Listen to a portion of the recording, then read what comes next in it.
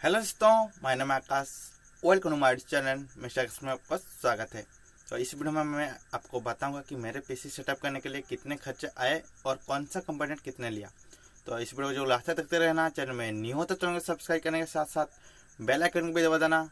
तो मिलते हैं कंपोनेंट की तरफ। तो कौन सा कितना लिया है आपको बताऊँगा। प्रोसेसर, SSD, RAM, कौन सा प्रोसेसर लगाया, सब कुछ बताऊंगा। तो प्लीज दोस्तों, हम मदरबोर्ड लगाया है MSIA 320M A Pro। वो बहुत अच्छा मदरबोर्ड है। तो हमने लगाया है Corsair का RAM DDR4 8 GB का।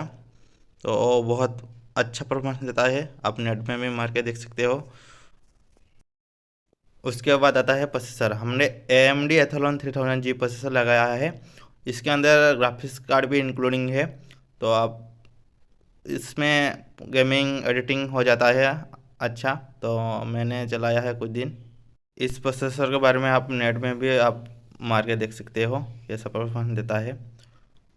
उसके बाद आता है SSD हमने लगाया है स्कूडा का 512 GB का।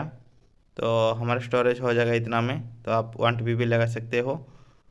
उसके बाद आता है हमारा मॉनिटर हमने लिया है लैबकेयर का 3 ईयर वारंटी, HD क्वालिटी।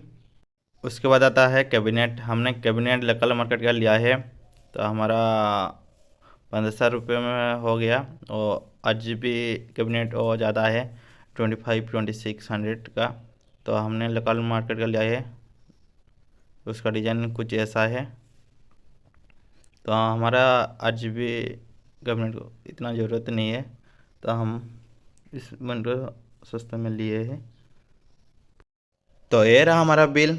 इसमें सब कुछ है, कौन सा कंपोनेंट कितना लिया है, monitor, processor, cabinet, SSD, RAM कौन सा कितना लिया है, सब कुछ है इसमें।